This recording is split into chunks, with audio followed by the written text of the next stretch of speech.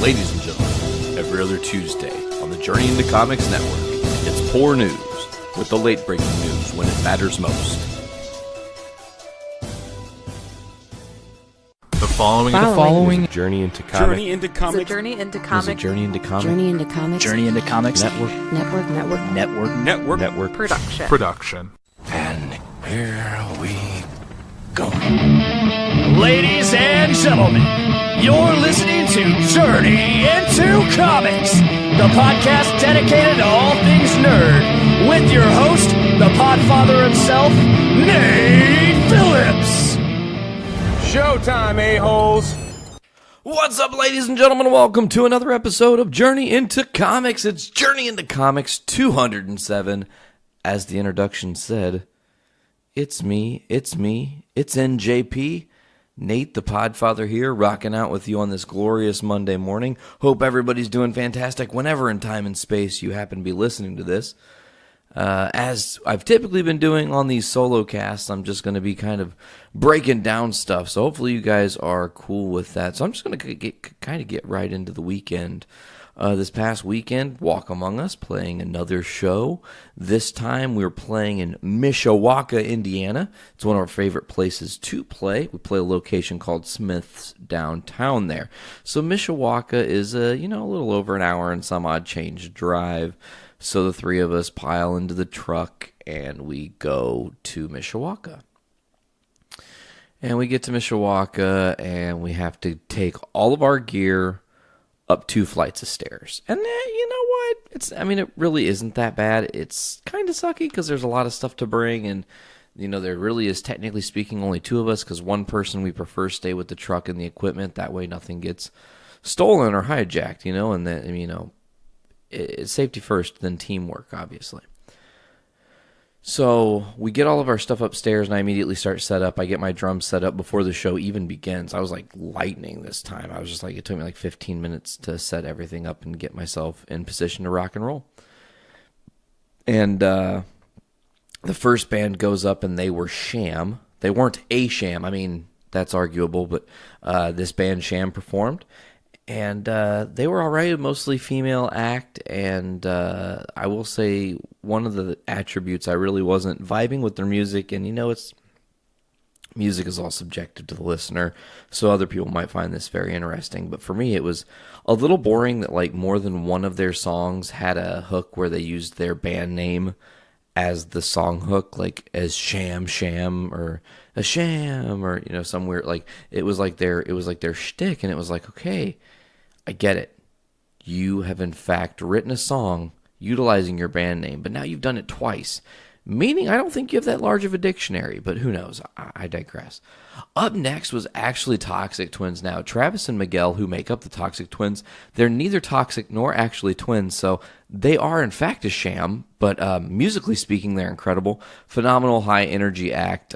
They were a lot of fun to share the stage with. It was our second time performing with them.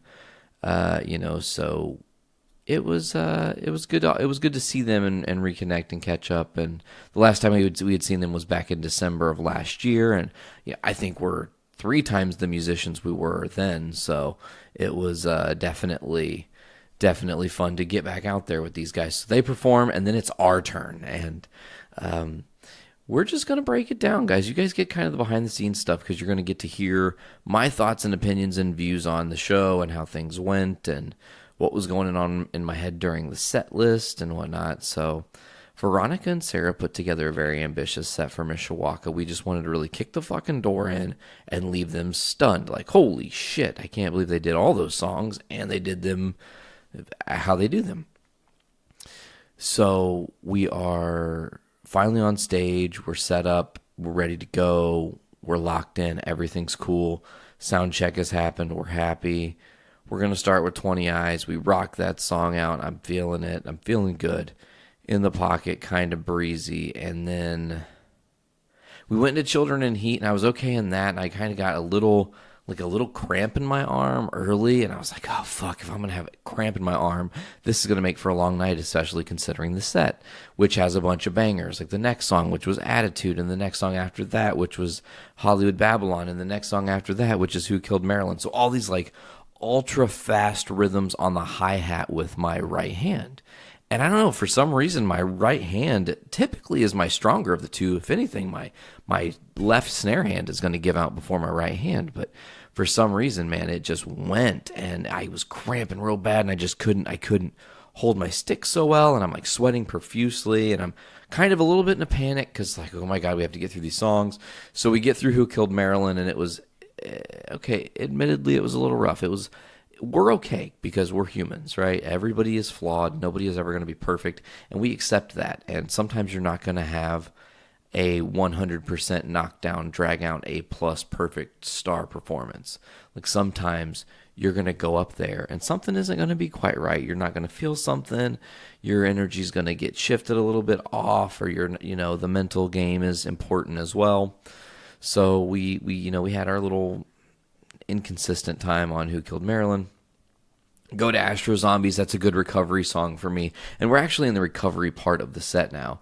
And I'm finally like jamming and I feel really good. And I think we're sounding really good. And Veronica's killing it on vocals and the dirties. And Sarah's on her clean piano and she's killing it on that and her vocals. And I'm just doing my thing. And we're just in the zone again. And we get to Death Comes Ripping. And I'm all excited. It's like one of my favorite songs to play. It's admittedly the hardest song that we do. So it's I guess it's the song that I feel if it's on the set and we play it, then I get to like have a song where it's like, wow, that was very impressive, drummer. That was your one song to really wow everyone with.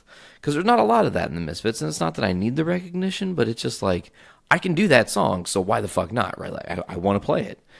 So if we have an opportunity to play it, we're going to play it. So it's on the set, and we go to start, and there's like, something's not right, and Sarah had misread what song was next, and then like there was just like a whole miscommunication thing, and so finally we get into the song, we get through it, and it was admittedly pretty quick. I was cooking and booking because I was a little bit frustrated that there had been a miscommunication, and it's not anybody's fault. It's not my fault. It's not Sarah's fault.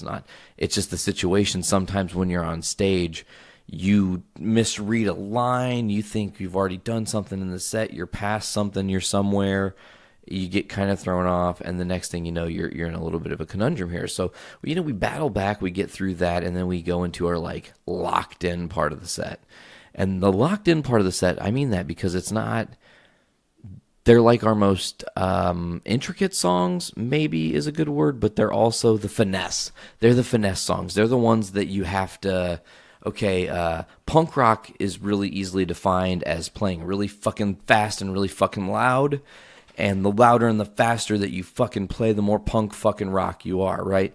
But for me, I've always been a fan of finesse, and I love perfectionism, right? If I'm going to play something, I play it to the most, as perfect as I can be. I try to do everything, mixing podcasting and creating logos and stuff. I try to think about every angle and try to bring the perfect concept to life when I'm creating.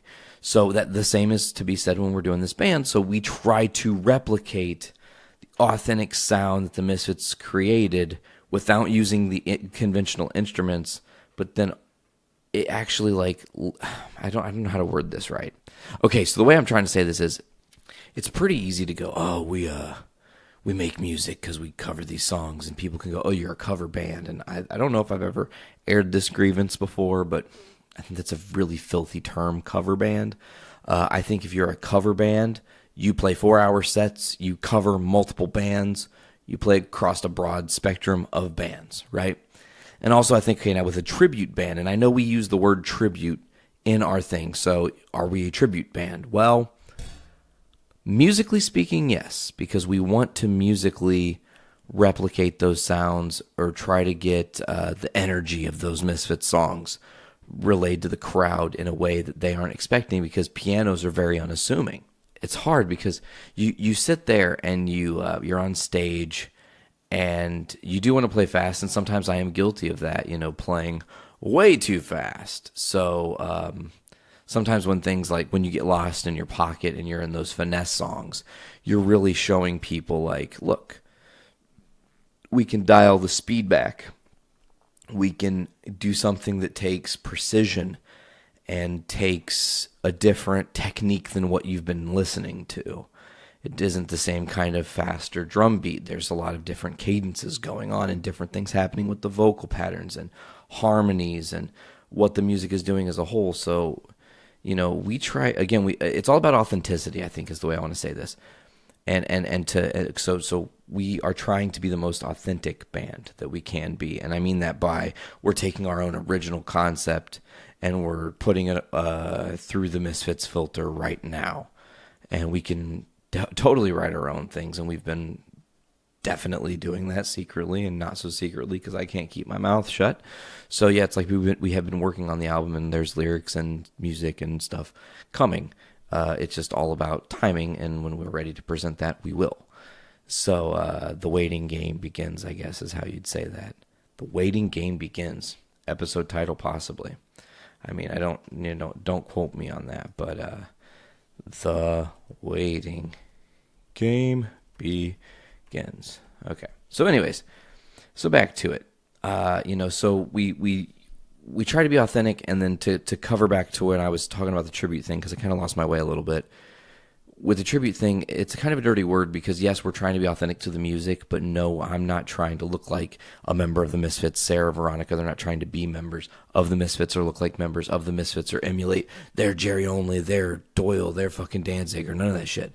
Like, to us, we want you to get lost in the music and forget that we're playing it. So you're lost in the music, and then when you open your eyes up, you're like, "Oh shit, that was not what what I thought I was hearing in a good way." And those were pianos doing that to me. That's fucking awesome, right? That's kind of what we want. So we play the show, and it was weird because I can't remember. I think it was during Who Killed Marilyn. I looked down, and I'm like, "Fuck, I think I'm bleeding," because I felt like extra sweaty on my hand. That sounds really gross, but I did. I felt extra sweaty, and I looked down, and I thought I saw blood, but it was my sticks. They're red. So I was like, oh, fucking of course, I'm bleeding. I wasn't, though. So then we finally get off stage, and I'm starting to take gear off stage because Mooj and Hoso's up next, and we're about to talk about them, and I'm so excited to discuss that. Hit the pop filter because Blaine needs a pop filter for Nate's vocals. Good morning, Blaine. That's a special shout-out to you, my friend. Breaking the fourth wall. Get your ass back to work. Anyways, so we're in it now, and I'm coming off stage, and I look down, and like a flap of skin on my left bottom knuckle is just hanging off of my finger. I'm like, what the fuck? So what had happened was during the set, as I was telling you, I was kind of struggling a little bit, and it was very sweaty up there, so I'm like kind of losing my grip, and I'm having a hard time holding on to the sticks, and it was kind of a calamity all at once. And apparently, I created a blister pretty quickly in the first couple songs, and then by the time we got to Who Killed Marilyn, that blew open and just exploded like blister juice. Ew, that's fucking gross.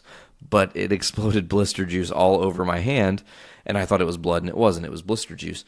But then I continued to play like another 30 minutes of our set, because that was super early in our set, with the blister just like ripped open. And I mean, I filleted a good, probably like your pinky's worth of skin off of my index finger. So it's currently healing as we're getting prepared to gear up for another show next weekend. We play Shakedown 4 in Mulberry, Indiana.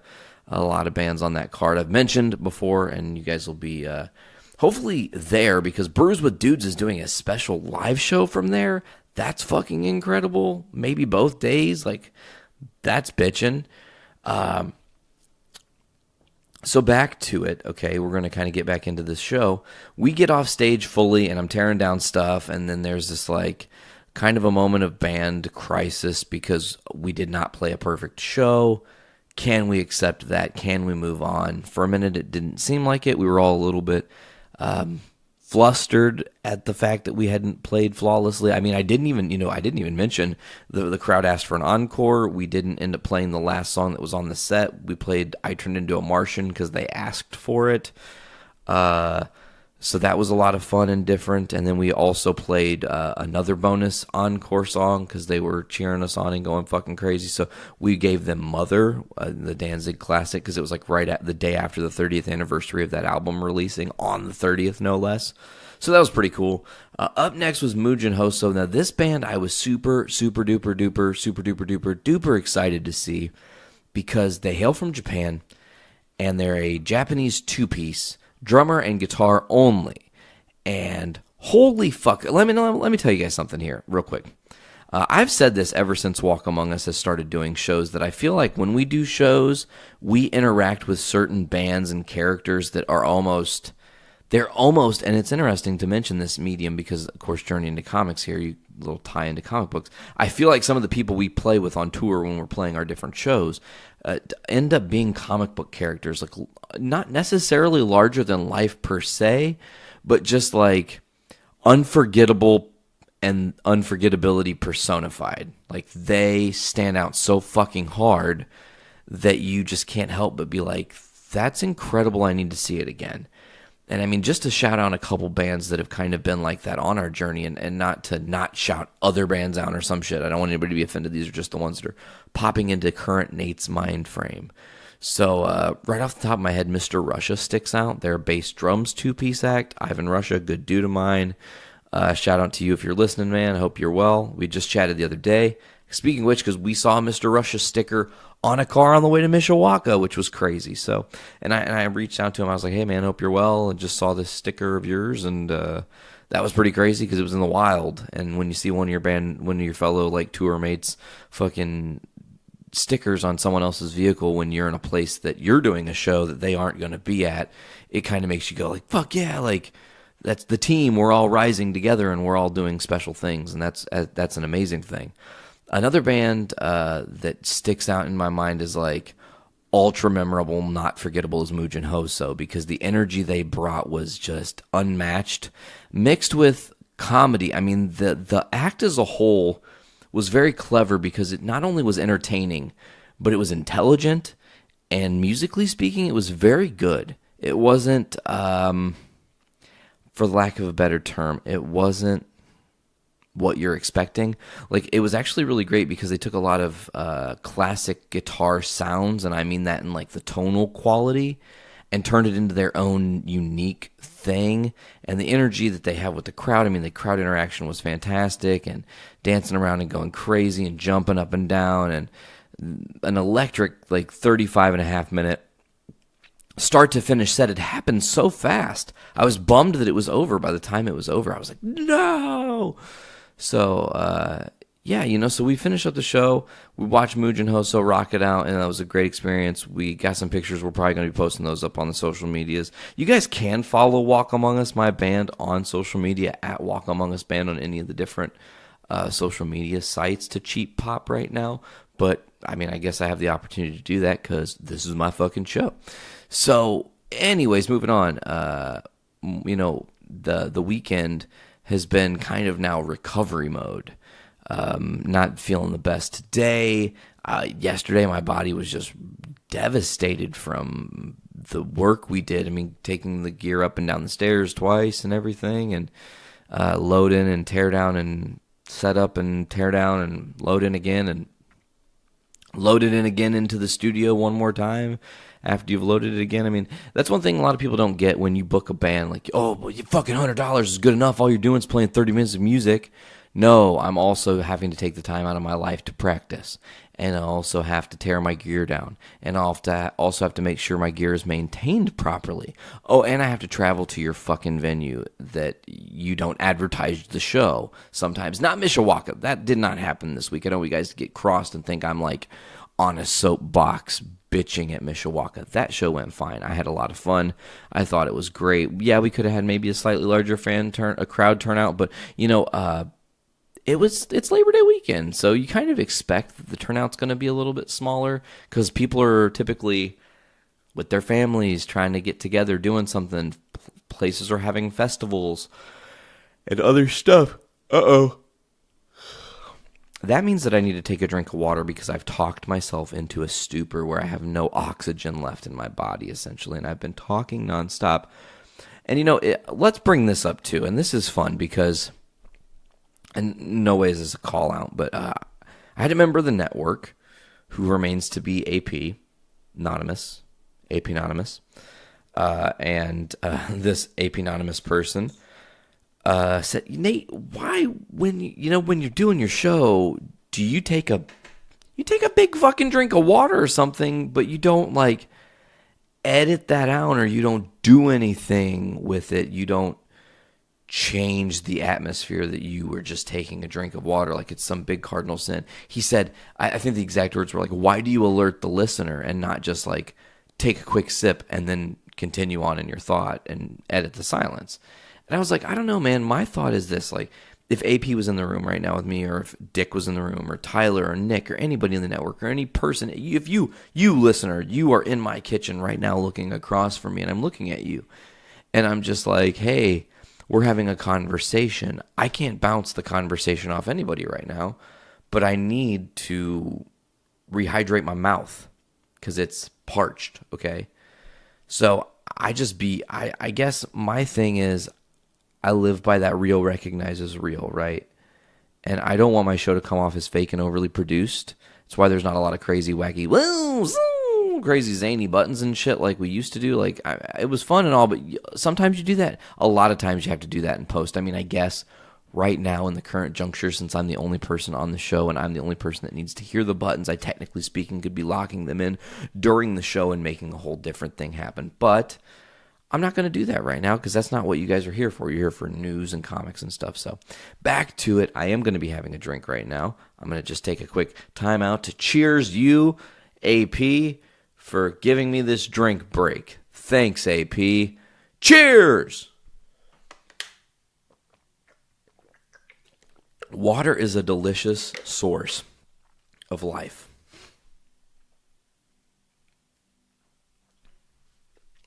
All right. So I think it's time we actually get into some like nerdy comic booky news. I have some things for you guys today. Some stuff is very much in the heart of comic books. Something is fringe comic book. Something is something I didn't even know was going on in comic books. And then a little bit of movie news and what have you. So right out of the gate, we're going to cover that brief movie news that I have. And it's a little bit of Avengers 4 stuff. First of all, Gamora, Miss Zoe Saldana, posted a video of her currently doing work for Marvel for reshoots for the next part of the Avengers story, and her costume get up and everything points to it's possible that there is some time travel going to be happening. And that being said, it just seems like everything is pointing to Avengers is going to do time travel, and that's the big shtick, and they're going to use time in the word, and everyone's going to go, the story's a time travel story, and that's how they're going to undo the events of Infinity War. But who knows? I'm not sure if that'll be the case, you know? So my thing is, getting into the Avengers thing too, is that when you're talking Zoe Saldana, that brings up yet is the sore subject that won't go away, and that's James Gunn. There's not really been any new news on this front, but that also means there hasn't been any news on this front, which could be good. I know that Disney had come out, or according to Variety, Disney had come out, which who knows how far Variety can be trusted, and came out and said there's no way that they're going to stand behind their direction. But a lot of people are very upset. A lot of people aren't letting this go. Dave Bautista, one of those people. Chris Pratt showed up in a video recently. There was a little kid battling cancer, and a bunch of the different members of the MCU and different people who are in superhero roles, essentially Marvel superhero roles, shouted this person out and said that they were thinking of him and stuff. It was a very sweet video and whatnot. But Chris Pratt was in it, and he looked a little haggard, honestly. Like, I'm just going to throw that out there. He looked a little beat. So I just don't think that we're done with the James Gunn stuff. I feel like really Disney, I just don't think Disney lops off their arm like that and goes, oh, well, there won't be fan backlash. Everyone will still go see this movie. We'll do it right. Like, you're playing with really dangerous fire, and all of this is building towards who knows what the fuck is about to happen. And I don't know. I genuinely don't know what the future holds for all of this stuff. I will say that if we're talking about Infinity War a little bit, there was something interesting, a little subtle Easter egg that got called back. just imagery based. When Thanos is on Titan and he's fighting the Avengers and Guardians, and then he gets Tony and he stabs Tony with the piece of the Iron Man armor that Tony had went to attack Thanos with, the whole scene is kind of cut similar to Obadiah Stane in the first Iron Man, when he takes Iron Man's arc reactor out and Tony's like turning blue and all like and whatnot, and then he gets the little robot, gives him the little thing and whatnot, and anyways, you guys know how fucking Iron Man went. It's old, 10 years old, so it's just cool that they had like kind of similar imagery. A close-up of Stane and a close-up of Thanos are like shot very similarly in angle, and how he's looking at Tony. The look Tony gives back is very similar. I mean, imagery, man, they're doing a good job with that imagery. Yeah, so I will say I'm pretty excited for Avengers 4, whatever that may be, and hopefully soon we have some footage of that, or some Captain Marvel footage, or anything. I think it's time we get the Captain Marvel trailer. Knowing my luck, it'll drop like Tuesday or Monday when this episode's already out, and I'm already past recording. It'll be like, the Captain Marvel trailer's out, holy fucking shit, and everybody will be reacting to it, and I'll be here waiting a week to cover it for you guys. Sometimes that's the only bad thing about this show, is that we come out on Monday, and sometimes that late breaking news hits Monday, but sometimes we get lucky in that regard too, you know, and I think, yeah. Anyways, we're going to move on here, guys, because I got a really interesting thing to bring up. And I don't know if you guys even know about this or not. So there's something called #ComicsGate happening. And I saw somebody, I think Ben Kreger from Black Suited Death or something, or maybe Todd Black or somebody, posted something about ComicsGate and the ridiculousness or whatever. And I didn't really know. And I was like, I don't even know what that is. I honestly don't have a clue. So I was just like, okay, I'm going to do a little bit of research on the show and figure it out. And I found a pretty decent explanation and a little bit of an article that I'm going to read to you guys and just kind of breeze through it here a little bit. And, we're going to figure out what ComicsGate is.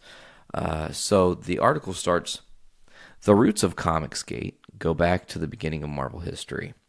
More specifically, back to a single, unlikely figure that you probably haven't heard of unless you're a serious fan, insider, or comic book historian. That figure is Flo Steinberg. Flo is well-known in comic circles and widely regarded as the first lady of the comics, and often the heart of Marvel. She was one of the original Marvel staffers, Stan Lee's secretary, a plucky feminist, go-getter, and the original glass ceiling breaker. By all accounts, Flo was one of the more interesting figures in comic book history. Okay. Flo died in January of 2017 at the age of 93. She was fondly remembered by Marvel insiders by saying, "When you accomplish something remarkable, reward yourself with something sweet." A week later, at what was, to the best of my understanding, a sanctioned company function to honor her passing, a group of female assistant editors got together and shared their sorrow at the passing of one of Marvel's great figures over milkshakes. A tweet containing a selfie taken at the event was posted on July 28th by a Marvel assistant editor named Heather Antos, along with the hashtag #FabulousFlo.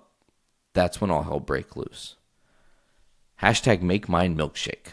Looking in from the outside, what happened next was weird, unexpected, and seemingly random. Almost immediately, Antos found herself dragged under the riptide by a social tidal wave of the most disgusting sexism, misogyny, libel, and hate you can possibly imagine. Angry tweets and direct messages came from everywhere. There are accounts of threats being made, and even weeks later, pornographic memes were still being tagged against her profile. The support for Heather in the larger community was overwhelming. The comic book world, understanding what they were seeing, rallied behind her, as did the general public.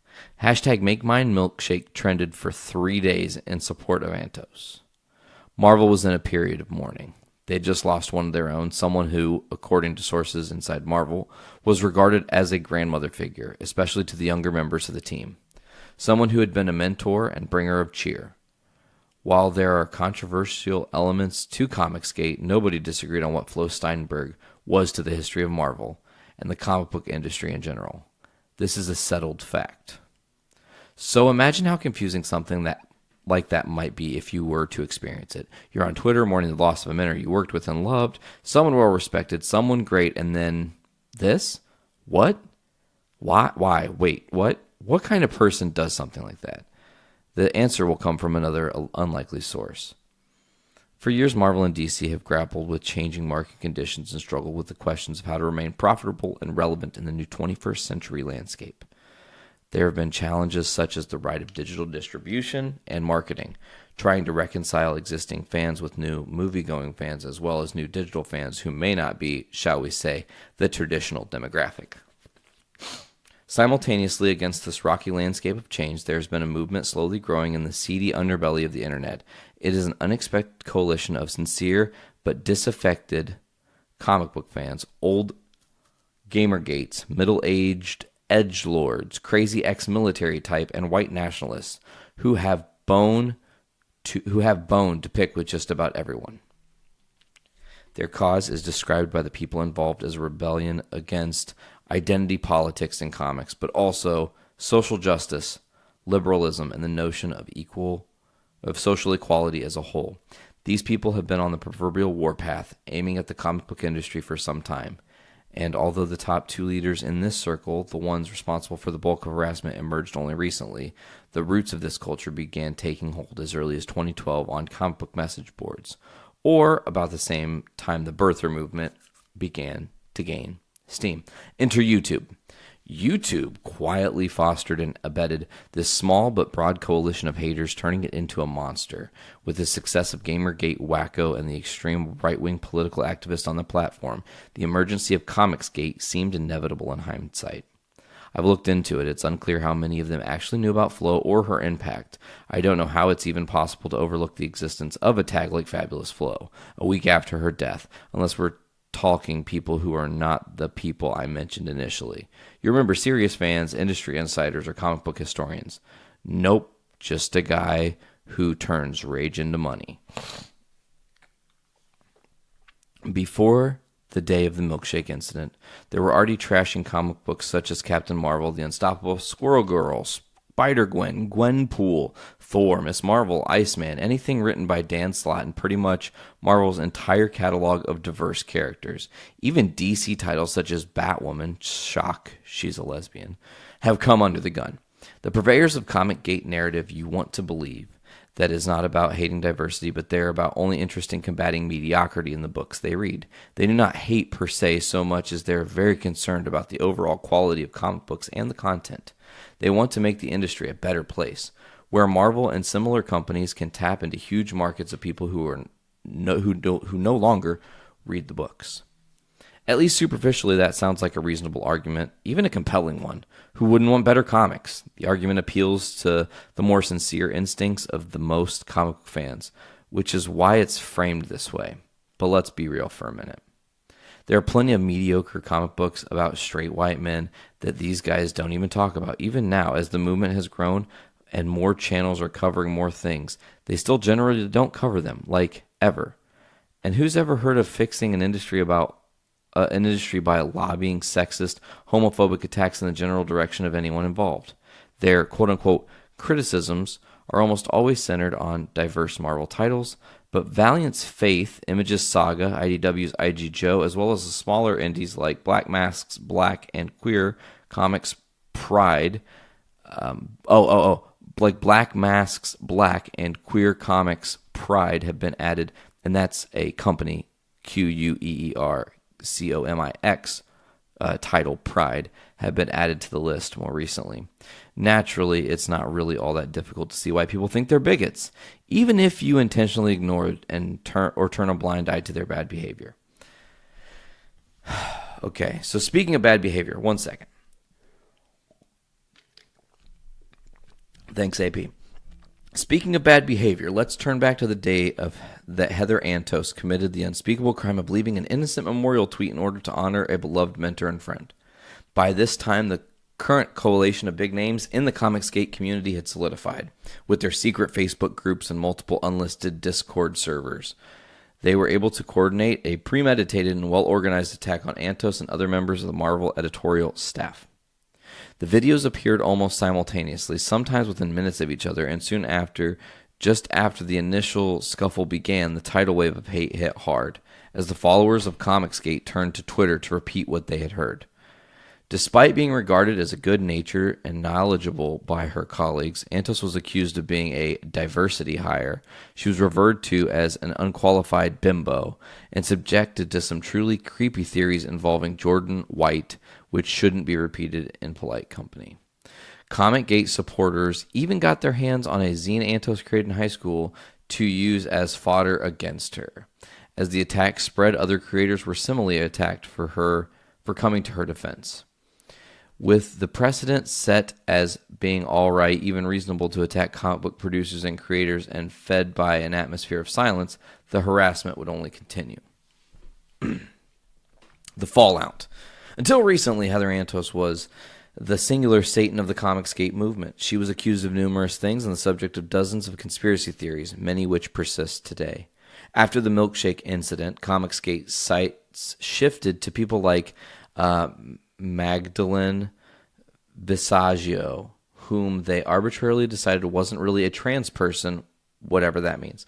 Slurs like, quote-unquote, man in a Party City wig were used on both Twitter and YouTube for months, despite the obvious bigotry. Even when other ComicsGaters brought it up and let them know they were out of line, the two major voices in the movement continued to use the term or some variation of it. One of them was actively using it as recently as 2 weeks ago. Other victims of the ComicsGate hate mob and or stalking include Tess Fowler, Kwanzaa Osageoff, Gail Simone, Mark Wade, among others. Not even journalists are immune from retaliation. Bleeding Cool's Jude Terr and Joe Glass have also been targeted. Consensus in the industry, at least among creators, is that continuing to ignore the problem will get it to go away, and yet both follower counts and subscriber numbers are growing for the most vitriolic and problematic personalities in the movement. The number of channels on YouTube covering ComicsGate in a positive light is 20 times what it was in August, and Diversity in Comics channel is hovering around 46,877 subscribers with an active total engagement of around 11%. Captain Cummings, one of the originators, has fellow followers but higher engagement. While insignificant when compared to more credible comic book channels like Comixplained or Comicstorian or Journey into Comics, these numbers are troubling. Even if only 10% of these total followers are a real problem, that's still hundreds, potentially thousands of people that are willing and able to take their beef out with, we're just covering this. I know what side on this I'm on. You guys are probably certain of what side I am on too, but we're getting back into this article. Going forward, bullies, don't back down until you face them. You just sit there and take it. You're fun to pick on, so expect that. It's worse to live with the storm cloud of intimidation than suffer a couple of scrapes pushing it away. We don't have to sink to their level. We don't have to become anything we're not. But as an industry and a community of creators and fans alike, we are all affected by this.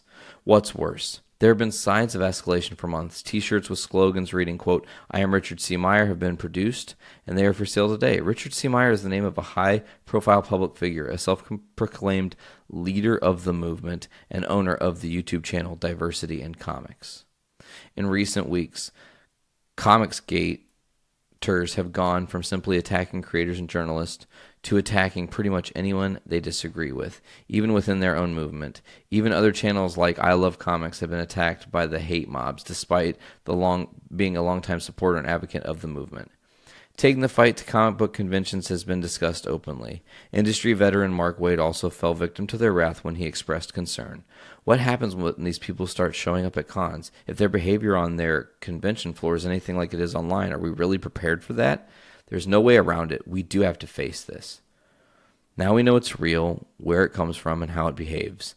But what is the nature of the beast? How do we classify it? How do we minimize the damage it causes any of us when they strike without warning? And ultimately, how do we destroy, contain, or marginalize the worst element of it?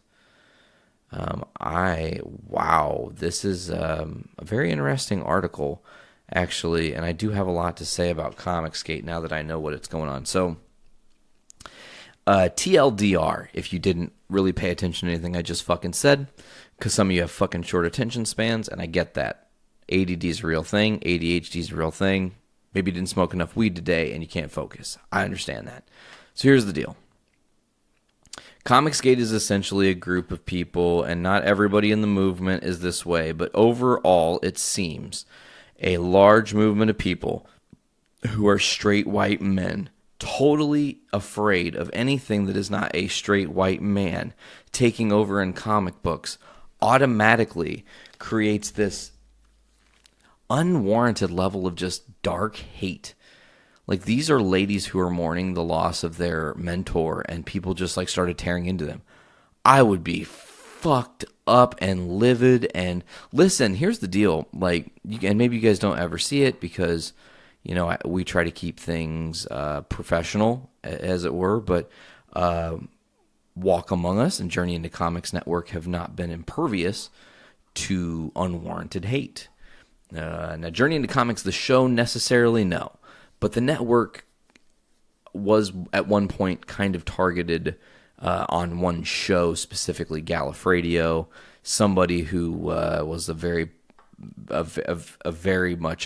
ComicsGate type,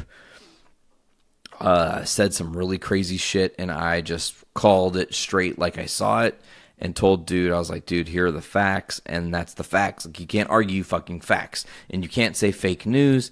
That's a fucking tired bullshit line. Just because you call it fake doesn't make it fake. If I see it with my own fucking eyes, it really happened. And if I listen to your fucking president that y'all voted in say something with his own fucking mouth, he said it. You can't deny if he said it if it came out of his fucking mouth.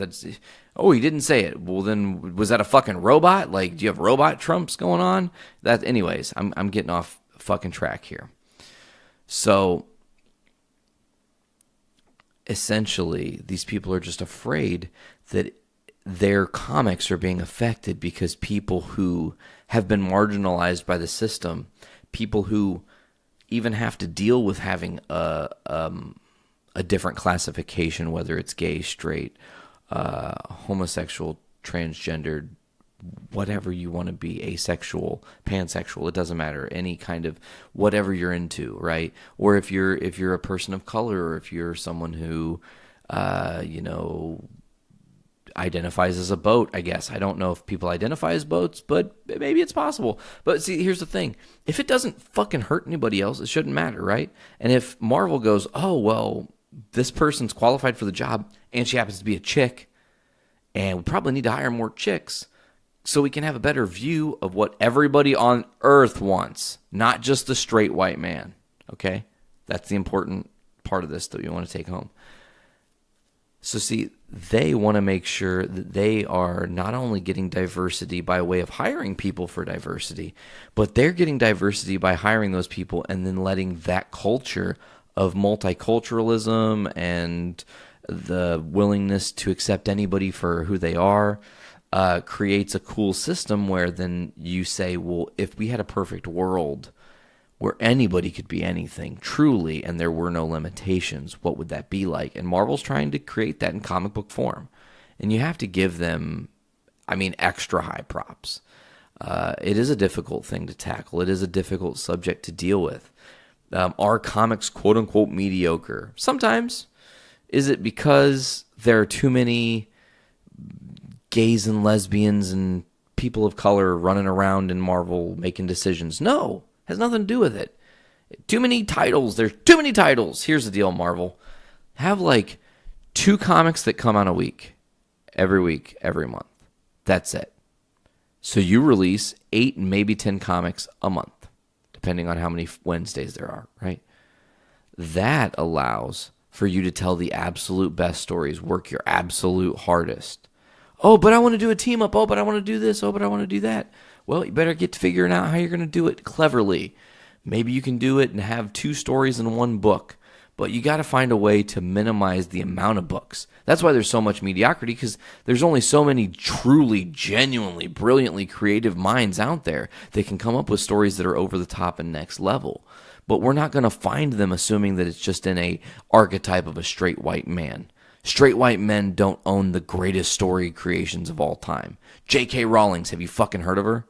She created Harry Potter. She created Harry Potter at like 35 years old when she was down on her fucking luck. She was in a fucking cafe and she wrote down some ideas on a fucking napkin, man. And that's fucking Hogwarts, and it's a legendary part of culture now. And people wish that Hogwarts was a real thing that we would have grown up with as kids, right? So when you think of all those things, it's just like, I don't understand the movement of ComicsGate and thinking that it just angers me. And here's the deal. Spoiler alert. Am I a man? Yes. Am I straight? Yeah. Am I white? It's arguable. I mean, mostly, but I do have some Native American in me. Genuinely. Like, you could go do a DNA test and it would be at least 1/8 to 1/4 of my bloodline is Indian, Native American, right? So, mostly white, I guess you'd say. I tan real dark. Okay. So, I don't subscribe to only men make good things. I subscribe to everyone could make something good. Just show me what's really great. And if it's great, I will go, yes, it's great. Like, there are lots of shows that exist on TV. I don't watch every show. If it's a bullshit show, if it's Real Housewives of New Jersey, like, I'm not watching that dumb bullshit, right? I'm not into that or whatever. But it might be a show like The Flash or Doctor Who or Castle Rock, which is fucking amazing, and I want to do a podcast about it called Castle Talk. Don't steal my fucking idea. I'll freak out. But it's a really great show. It's on Hulu. It's been mind-bending how brilliant the story is, and it's a great Stephen King story that's kind of like put together from multiple stories. I've talked about it before. I'm not going to talk about it any longer. I just wanted to say that I've been jamming Castle Rock. So again, back to the good stories. I will be able to identify a good story when it's presented to me, okay? And it doesn't matter. It doesn't matter who wrote it, man. Get over it. If you're one of those types that is a ComicsGate type, here's the deal. Okay, and I'm super fucking serious about this right now. This is not threatening. I want to be ultra genuine right now. I want any of my listeners to know that I'm serious. If you or anyone you know is pro ComicsGate, I want you to reach out to me because I need to have you on my show and we need to have a conversation and I want to hear it from a person. I want to get your perspective, mano a mano, Skypey, or whatever the fuck. However, I want to discuss it and hear from your mouth what the fuck you think is good about ComicsGate, because I don't see it. I really don't. There's nothing that sells me of fuck yeah, I'm pro ComicsGate. Like, that's what I need to do. I'm not. I can't subscribe to that at all. It's just not my jam. All right. So is Nate pro ComicsGate? No. Is Nate pro ComicsGate? No. I am not pro ComicsGate. I think it's horse shit, and I think that y'all need to recognize that women have made this world better. And like, here's the deal. If you're one of these ComicsGate types, and you're also like a very sciencey, nerdy type who also likes space and NASA, right? NASA, I want you to figure out who sent us to the moon and then get back to me. Oh, spoiler alert, it was a black lady. And she was a fucking genius. And she hand-coded every fucking step of that mission herself. That's crazy, okay? So stop thinking in this tiny, insane little box of, we can't have anything if an exact kind of person like me did not do it.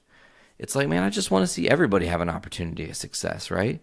Like, if you're living your life and you're going through your struggle right now in your day, even if you're pro ComicsGate, I just want to see you succeed. But being successful is a mindset, too. It's not just a dollars and cents thing. It's not just a respect thing. A lot of different things quantify success. A lot of different things quantify you as a being and what you can offer to this universe and to this world. And you just got to push through, you know? And ultimately, I just want what's best for everyone. Like, I want everyone to genuinely fucking find happiness, and not like be a murderer and that's your happiness. Like, that's fucked up. Like, just like draw or paint or fucking, you know, mow lawns in a really crazy shape or something. Like, do anything that's creative. That's where people go crazy. They don't know that they need a creative outlet because everybody does. Like if you are just a human with ideas that have been brewing for decades and you don't know how to get those ideas out or quantify those ideas or express them to anyone, then you start to bubble at the surface, and then before you know it, BAM! You been fucked up. You done been fucked up. So if you are struggling in your world, it's because you're lacking creativity possibly. It could be. I don't fully quote it. It is absolutely because of that. But what I'm more saying is if you're struggling to find your purpose and your drive in this world, then you need to look at doing things that are creative and creatively make you happy. And not, you know what, here's the deal. Write down a list of 1 million different things that you could do creatively. Draw, paint, create comics, create music, create podcasts, be in a band, learn guitar, learn the piano, learn the drums, learn to sing, take dance classes, learn to skydive or to cave dive or, scuba dive or boat or go fishing, anything that is a creative outlet where you can just release. And I've always said, and you guys know this, that the podcast I'm on right now is very cathartic to me. It makes me feel better as my existence because it's a place where I'm allowed to filter my thoughts that don't go to anybody else when I'm just bubbling in my own head and come out to you guys and cover things that are in my love. I love comic books. I love video games and nerdy shit. So nerding out is what I'm into. And, one other thing that I'm really super big fan of, and a lot of you guys know this. Not everybody knows this. However, I am a humongous fan of rap. Not all rap. I'm not a fan of mumble rap, and we're not even going to get into all that. But here's the deal. You're like, rap? Why the fuck is he bringing up rap? Why is that important in what comics and whatnot? So a couple days ago, like last Thursday, I think it was, there was a tease from Eminem, and he said that he was teasing that he's going to be releasing a track for the motion picture Venom. Comes out October 5th. So we're just at the release of this, we are, only a few short days here away from only being a month away from Venom. So 1 month and closing in, and I'm going to wait for reviews, obviously, on this one a little bit. I am a little skeptical. It is a Sony-led movie. There is rumor and possibility Tom Holland might actually appear in the movie as Spider-Man, no less. And that coming from the director saying, well, obviously I know the answer to that question, but I don't know what I can and can't say because obviously if I say too much, I will be in trouble for Marvel and Sony. So who knows what that means, right? But here's the thing. Eminem did the song, so my ears are perked. Eminem is arguably he's actually probably my all-time favorite rapper. He wasn't my first rapper. I love Dr. Dre. And in modern times, I've learned to start to become a large fan of people like Childish Gambino and Ludacris, and Lil Dicky is pretty cool as well. So Eminem, huge fan, obviously. Teases that he's going to release Venom, this song that's coming out for the movie, and there's a little couple minute tease, and it's all right, it ain't bad. I'm not mad at it or whatever. However, I'm just like, okay, the chorus is a little cheesy, I guess. It's not like, I don't know. It wasn't. The chorus hook was not what I wanted out of what Eminem was bringing, I guess, and maybe that's me being overly critical, right? But I was like, oh, cool, he's doing the fucking, I'm jazzed, he's going to do this album and it's going to be great. Or he's going to do this song and it's going to be great. And the very next day, Eminem out of nowhere, like a Kamikaze pilot, releases an album called Kamikaze out of nowhere. Now, let me tell you guys a little bit of background to this. Just last year, or I guess the beginning of this year, or I guess it was last year, right? Eminem released Revival, the album Revival, and it wasn't. It sold really well, but it wasn't like the most well received, and it actually got some people who were like other rappers to talk shit about Eminem, and that's kind of I guess it's a kind of a dangerous thing because Eminem's one of those artists who he's very visceral and he's very intelligent with how he can spin words and turn it in on its head and just, being ultra creative in that sense, right? So he essentially makes an album called Kamikaze that is a response to the entire rap world and all the people that have been talking shit about him. And he calls people out and cleverly and we're going to get into it. Now, here's the deal. I've not listened to the full album yet. I do want to the few tracks that I've listened to that are on this list, I'm going to just go through and talk about in no particular order. Kamikaze is an awesome track. Fall is an awesome track. Not Alike is an awesome track. Stepping Stone is an awesome track. Lucky You is an awesome track. Greatest was so far every song I've listened to is awesome for a different reason. So I'm going to actually go to some lyrics here. Kamikaze album lyrics, right? Because there's a couple lines that Jesus, man, he rocks them. So I'm gonna, in no particular order, cover these. I want to say Stepping Stone is pretty cool because it's an apology song to D12 and Eminem essentially saying like, sorry that when we were younger and coming up in this game together in 2002, right after we started getting super successful, that once everything really fell off the rails, I couldn't hold us all up. And we'll never go back to being that iteration of the band again. Obviously, there have been a couple members, or at least one. There have been at least two members that have passed away, so there'll never be that iteration of D12 ever again. But essentially, it was him burying the hatchet and saying that D12 is dead, and it was just like very powerful, So Lucky You is pretty cool because it's got this like, what's the word? It's like a it's like call response, but not call response, because like the first verse and the first quote unquote chorus bit are done by Joyner Lucas, and then Eminem comes in on the second half. When M comes in, he does not take prisoners. A couple of the lines here, I'm going to just go. They're asking what the fuck happened to hip hop. I said I don't have any answers because I took an L when I dropped my last album and it hurt like hell, but I'm back on these rappers and I'm actually coming from humble beginnings. I'm somewhat uncomfortable winning. Like he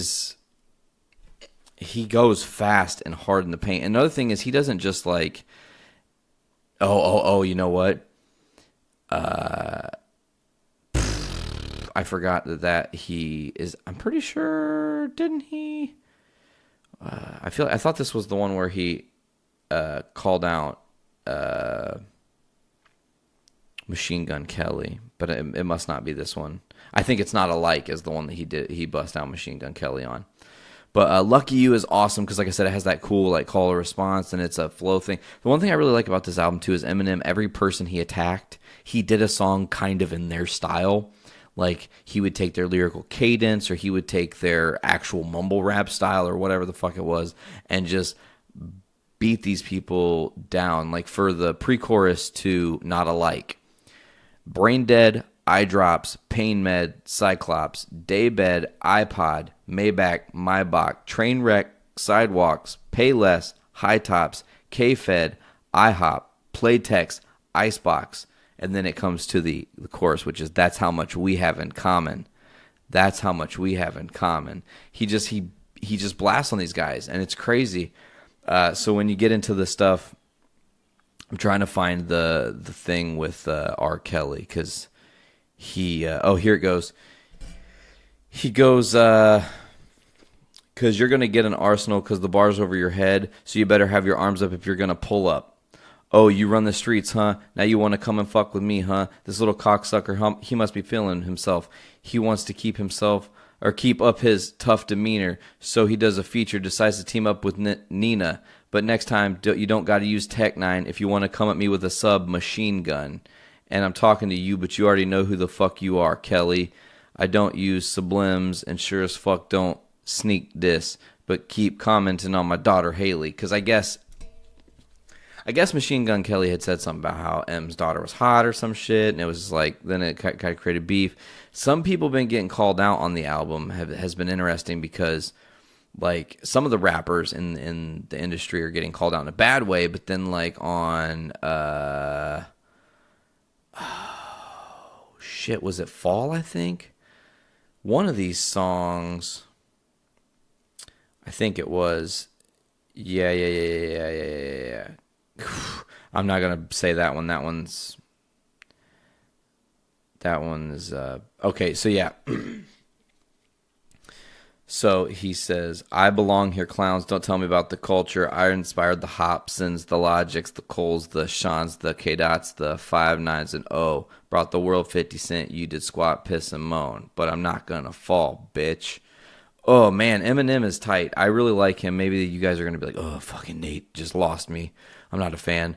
But if you are a fan of rap, I really do think that this album is something you guys would enjoy checking out.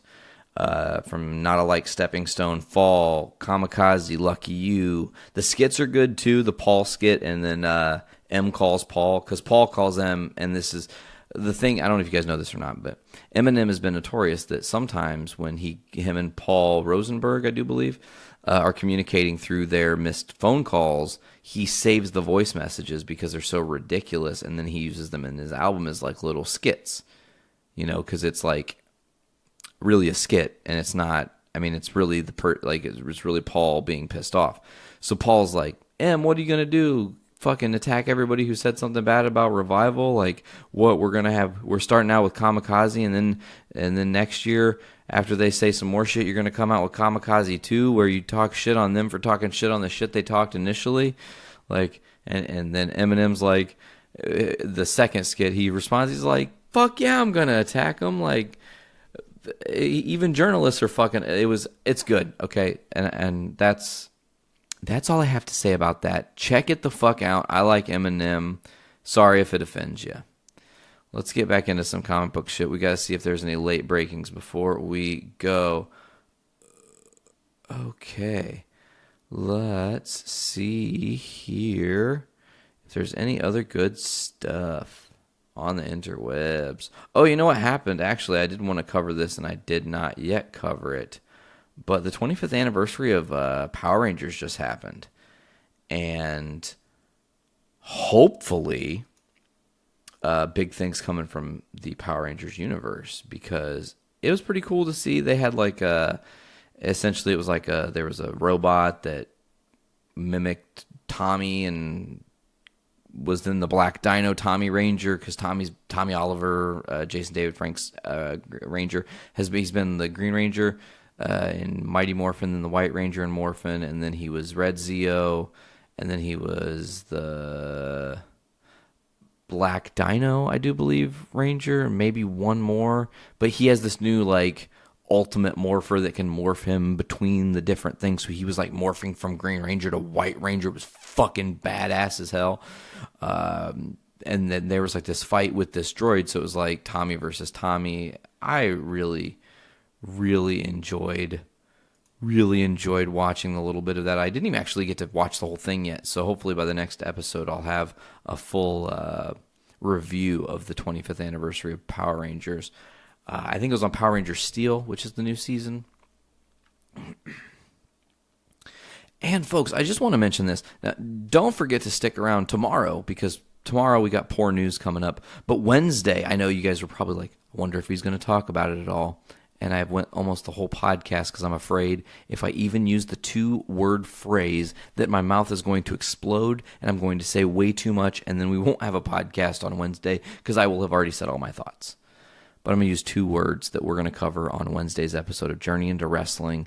If you're a wrestling fan, if you like professional wrestling, we are covering the mega event that happened in Chicago over this past weekend, All In.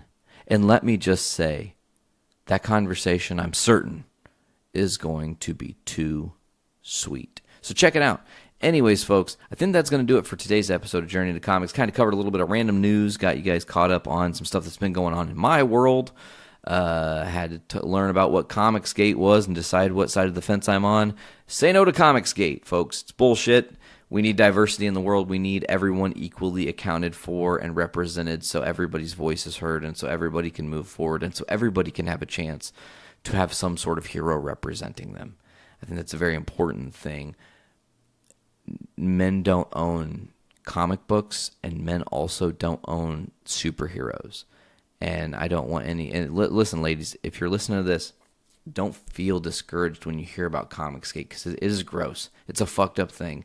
But you all got to keep pushing and keep pushing the movement of women's rights even further. It's crazy that we still have to do this, but men are crazy and trying to be mega powerful and want to hold on to the grasp. And men, here's the deal. In your lives, if you've got a woman in your life and you are shitty to her often, and what I mean by that is she does something, you immediately criticize how they did it and don't like how they did it, and you're shitty to them about how they did it, and you're mean to them all the time, they're going to fucking leave you, and they're not going to respect you, and then you're going to think women are the problem, and you're the fucking problem. So stop being an asshole to your women. Love the woman you have or the women you have, or live the life you live. Be happy with who you are with. Don't be a fucking dick to each other. Love each other. And as always, folks, check out the Journey into Comics Network at journeyintocomics.com. You can also go to iTunes, Podbean, Stitcher Radio, Google Play Music, or Spotify. You're just going to search Journey into Comics Network. Get all shows on the network, whether it's Journey into Comics or Poor News, Poor Entertainment. We got Journey into Wrestling, Adulting Ain't Easy, Foodies Watching Movies, Podcastrophe, Kids for Sale, Gallif Radio, The Voice of Survival Podcast, Brews with Dudes, and on Sunday, that Best of the Week show, giving you guys some clips from everything that's been going on in the week. So if you didn't necessarily get to listen to all the shows on the network, you get to catch up there, hear some of the bits that were good or interesting or clever or, worth listening to and talking about. Folks, and also make sure that you're checking out Podcastrophe. They are going to their own feed. Now, they're not leaving the network, obviously. We love those guys way too much for them to leave us. And they're too integral to all the things we're doing within the network. But they want to create even more content. And I just said, fly, little birdie, go ahead, start your own feed. You guys are going to kick ass, and obviously. And they started their own feed, and it's going to go live soon, and you're going to be able to go there, download all their episodes individually, and then guess what? And this is the best part. You're still going to get those episodes on the Journey into Comics Network. We're not taking them down, and you're going to get Podcastrophe until their episode 60. Episode 60 will mark the last episode on the main feed, and then we've got some new stuff cooking that's going to be coming in October that I can't fucking wait for. So big things around the corner, big things are brewing. Change is afoot at the Journey into Comics Network, and we've got a lot of cool things going on for you folks. Also, make sure to check out our Patreon at patreon.com/Journey into Comics. Give you guys a rundown one more time of what you can get if you become a patron. And let me tell you, it's just going to help us overall live this dream that we're trying to create. And we're going to have some major plans in the moving forward of this network. We're planning events. We're getting things booked. We're getting things put together. There's 2 major events happening in November for our network. A major event that has not yet been announced. It's going to be happening in December for the network. And there's so much to come.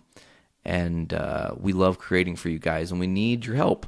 So, your Patreon dollars are important, and it gives you stuff. It's not like we're not saying give us $1, we're going to say no and not give you anything or help you out or anything. We're going to give you some cool shit that you can only get through us by giving us extra money. So as soon as you give us $1, and the every dollar helps tier, you're getting early access and exclusive content, meaning as soon as the episode's done recording, you get it as soon as we're done editing it. Exclusive content, meaning there's new shows coming on the network, and guess what? Spoiler alert, Tuesday, a new show is dropping. Tuesday on the Patreon, a new show will debut that has already been talked about, and if you're a Brews with Dudes fan, you're already getting hyped on it. But Brews with Dudes will be debuting a new show, the Brews with Dudes post game, and that is going to be a Patreon exclusive. All you got to do is give us $1, folks. That dollar gets you in the door. That dollar gets you listening to extra beers that they drank and extra conversations that they're having that you don't get anywhere else. Moving on to the $2 tier, you're going to get the same stuff as the $1 tier, but you're also going to get on the $2 tier, the Nothing But Love tier. We're going to shout you out on every podcast. We're going to say, hey, we appreciate your $2 a lot. You give us that money, and we are going to say nice things about you. And if you've got a show or a podcast or a book or a comic or a CD that's dropping or a comedy special that's coming out on Netflix or some shit, we will say when and where people can find that as well at the end of every show. So you're getting constant advertisement for just $2 whole, as well as the other stuff. Moving on to our $5 sticker club. Before we get out of here, you get early access, exclusive content, that shout out, and a random custom sticker that will be picked by us. We will mail it to you one a month. You're getting a random sticker from the network. It could be a show exclusive sticker. It could be every show sticker. You could just get an entire collection. We haven't decided how we're going to release those yet because we haven't got anybody that's given us $5, so do it, please. Learning the ropes. It's only $10 a month. You get all that other stuff that I was already talking about. Plus, you're going to get a special 30-minute phone conversation with me once a month. We're going to get on Skype. We're going to chat. We're going to develop a podcast idea, pilot maybe. We're going to talk about how to make your show better. We're going to do whatever you need to do. We're going to learn. I'm going to teach you.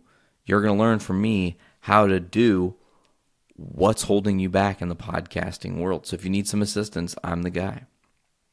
Moving up to the $20 tier, the T-shirt club.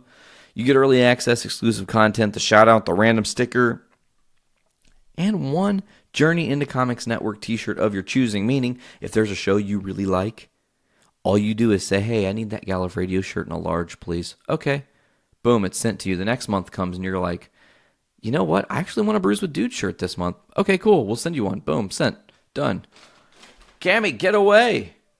Go. Go. For some reason, the cat is just obsessed with the fucking water bottles when I'm trying to podcast. It's like, Jesus, cat. She's the worst. Thank you, Veronica, for the save there. She came and got Cammy the F away from me in the middle of my podcast. So, we were doing the Patreon tiers, and we were at the T-shirt club, and then we're at the Learning the Ropes in a T-shirt club. It's $25, which means that you're actually getting $30 worth of stuff for $5 less. You get the early access, you get the exclusive content, the shout out on all the shows, random custom sticker. We'll send it to you. You get a Skype call with me. That's how you're going to learn how to be a better podcaster, learn how to podcast, do anything about podcasting. Create your concept, learn how to start a pilot and follow through with your idea, any of the different tips you need. And you get a network T-shirt at the end of all that. So you get all those things. It's essentially like getting the $5 tier, the sticker tier, and the T-shirt tier, but you also get a phone conversation with me. And you know what? Here's the deal. Maybe we'll make it too, where if you don't want to talk to Nate, the Podfather, pick somebody on the network, and if they're able, we'll make that happen too. How about that? And they'll tell you their secret to how they started podcasting. Because everybody's journey is a little bit different, I guess, and maybe it's just not about how I've done it, That's all strictly what we've got on the Patreon right now, folks. We do encourage you to give us some dinero. We would really appreciate it. And that's going to do it for this episode of Journey into Comics. This has been Journey into Comics 207. I have been your host, Nate. I want to thank you guys so much for checking it out. Stick around for more shows coming out on the network this week. We've got Poor News, Journey into Wrestling, Podcastrophe, Kids for Sale, and Brews with Dudes all coming out this week. You do not want to miss them.